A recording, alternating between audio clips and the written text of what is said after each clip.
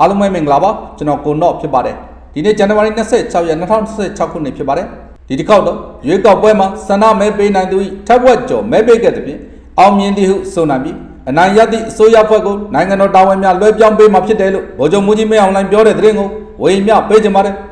ဗိုလ်ချုပ်မှူးကြီးမင်းအောင်လှိုင်ကမိမိတို့အနေဖြင့်ရွေးကောက်ပွဲကျင်းပပြီးစီပြီးအနိုင်ရရှိသည့်အစိုးရဖွဲ့ကိုနိုင်ငံတော်၏တာဝန်များကိုလွှဲပြောင်းပေးတော်မှာဖြစ်ကြောင်းမိမိတို့အစိုးရအနေဖြင့်နိုင်ငံတော်ကိုပါတီစုံဒီမိုကရေစီလမ်းကြောင်းပေါ်မှာခိုင်ခိုင်မာမာဆက်လက်ရှောင်လန်းနိုင်ရေးဆောင်ရွက်ခြင်းပင်ဖြစ်ကြောင်းမိမိတို့အစိုးရအနေဖြင့်2025ခုနှစ်ပါတီစုံဒီမိုကရေစီအထွေထွေရွေးကောက်ပွဲကိုအောင်မြင်စွာကျင်းပပြုလုပ်နိုင်ခဲ့ပြီးနိုင်ငံတကာမှရွေးကောက်ပွဲစောင့်ကြည့်လေ့လာရေးဖွဲ့များကလည်းလာရောက်လေ့လာခဲ့ကြကအပြုသဘောဆောင်သည့်မှတ်ချက်များစွာကိုလည်းရရှိခဲ့တယ်လို့ပြောပါတယ်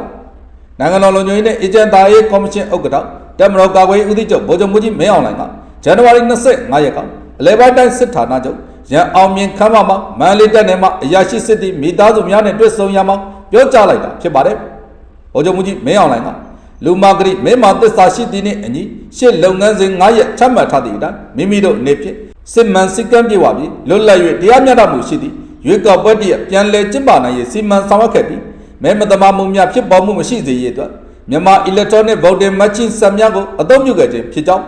မဲမတမာမှုမရှိသောရွေးကောက်ပွဲတိတ်ခါရှိသည့်ရွေးကောက်ပွဲဖြစ်စေရန်နှင့်ဆန္ဒမဲပေးကြသည့်ပြည်သူများ၏ဆန္ဒမှဖြင့်လိုလားသည့်ရလဒ်များထွက်ပေါ်စေရမည်ဖြစ်တယ်လို့ပြောပါတယ်။ယင်းဖြင့်ဗိုလ်ချုပ်မှူးကြီးမင်းအောင်လှိုင်က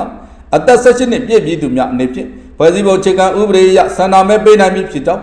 နိုင်ငံတော်အစိုးရအနေဖြင့်ဆန္ဒမဲပေးပိုင်ခွင့်ရှိသူများအားလုံးဆန္ဒမဲများပေးနိုင်ရေးစီမံဆောင်ရွက်ပေးထားပြီးဆန္ဒမဲပေးခြင်းမပေးခြင်းသည်မဲဆန္ဒရှင်ပြည်သူများရပိုင်ခွင့်ဖြစ်ကြောင်းတချို့နိုင်ငံများတွင်ရွေးကောက်ပွဲကျင်းပချိန်မှာဆန္ဒမဲပေးသူနေပါသည့်နိုင်ငံများလည်းရှိကြောင်းမိမိတို့ကျင်းပနေသည့်ရွေးကောက်ပွဲတွင်ဆန္ဒမဲပေးနိုင်သူထက်ဝက်ကျော်မဲပေးခဲ့ကြသဖြင့်ရွေးကောက်ပွဲအောင်မြင်သည်ဟုဆိုနိုင်တယ်လို့ပြောပါတယ်။နိုင်ငံတွင်းရှိရွေးကောက်ပွဲများကိုအပိုင်း1အနေဖြင့်မြို့နယ်ပေါင်း102မြို့နယ်တွင်2025ခုနှစ်ဒီဇင်ဘာ28ရက်က၎င်း